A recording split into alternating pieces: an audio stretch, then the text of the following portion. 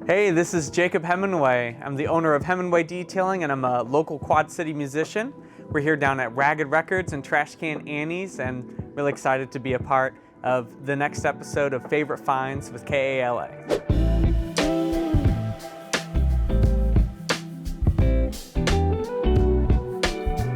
All right, well today I'm fitted with a 1970s flannel. It is very comfortable. Definitely living the high life today. I'm excited to be wearing this as we head around the store. Instrumental music speaks a lot to me because music can take you places that words can't, I think. I'm in the middle of an album release right now, and it's nice to have something completed and out so that it gets out of your brain so that you can put more in. That's the way it works for me anyways. I can't really create too many songs when I have too much in my head that I want to get out. So definitely a good time to get some more inspiration. There it is, Continuum by John Mayer. There's just something really magical about it. It's in a way very simple. It's guitar, bass, drums, an occasional piano and some singing. The harmonies are very tasteful, but there's just something about the excellence that John Mayer brought to his singing and just as equally to his guitar playing that was really captivating. When I heard it when I was a lot younger, it's like, man, I'd love to be able to do something like that. His ability to play what he plays and sing what he does all at the same time still blows my mind.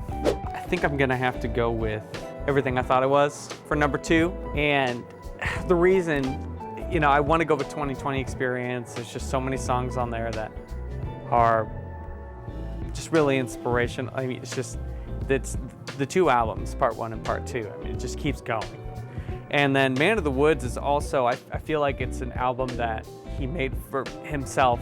And what I love about that is, with how big he is and how much success he has, you think artists get to a point where they're like, okay, it's a big ship, we can only steer it this way and this way a little bit, but I think that he just continues to give the material that he thinks is the best representation of wherever he is. But Everything I Thought It Was, coming out in 2024, released the first couple singles, and it's like, man, this is all over the place, and it's just all of his work leading up to this point, which might be a cliche thing to say, but he really does just continue to release material that's just, it's always got this, hip hop and pop influence to it, some electronic influence, but there's something so organic and natural about it. And obviously when you see him performing live, no auto-tune, what he's singing is actually what he's singing, and just very admirable. He keeps going. Joe Satriani, Surfing with the Alien, this one and Flying with the Blue Dream were paramount albums for my brother and I when we first started playing guitar. I think maybe my mom had listened to him before, but we decided when we wanted to start playing guitar, and so of course we jump in with, one of the greatest, one of the most impossible guitar players to replicate, Joe Satriani. But I just always loved how he approached the guitar like it's his voice. And he did some singing. I think he likes to do as little singing as possible. But the way that he played really inspired the way that we built our sound. And one of the guitars that my brother bought, he bought an Ibanez pretty early on, and the way that it worked growing up is my brother would learn something and he'd spend a couple weeks on it, and then I'd come in and kind of piece it together in a couple of days, and he would work on something new, and I'd be like, I want to do that too. So he pushed me, and I think he was annoyed by me, which in some way pushed him. But Joe Satriani was a huge influence and inspiration for us growing up. The Great Misdirect. I used to not listen to any, metal, post-hardcore, screamo, anything like that. And I had some friends who actually joined a band that was post-hardcore. So they gave me a crash course in some different albums to listen to. And what I love about Between the Buried and Me is how complex and rich their music is. It's really layered, but obviously really impressive with all the guitar work.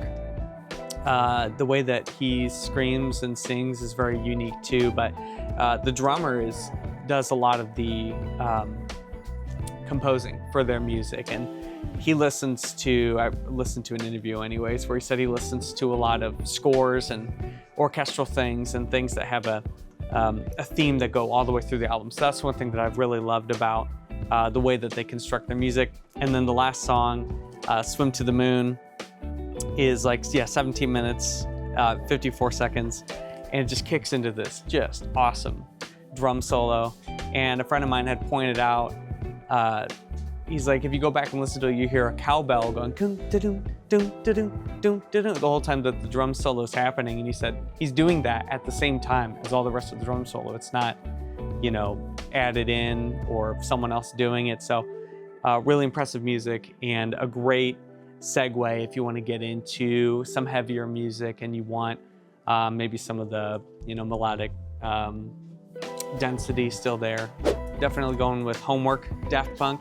It's just so, I don't know, timeless is, I don't know if that's the right word for it, but I listened to it when I was young and saw their live performances, and I just really appreciate what Daft Punk did for the electronic scene, really finding ways to take things that were sampled and finding a way to bring them in an organic way where not everything is automated, and they put so much work into their live shows. And it's not about being a purist, but it is about trying to be true to what you're trying to portray, and taking electronic music and samples and bringing them to a live setting is they didn't really cut any corners with their production, which was really fascinating to watch, and it's something that a lot of people I think struggle to emulate. But it was also cool to see the different samples that they took and sped up or slowed down and raised the pitch, and you wouldn't realize they were from a lot of other breakbeat type of albums. But this one's just chock full of hits, and they around the world, it's still probably just as popular as it was when it first came out, probably more popular.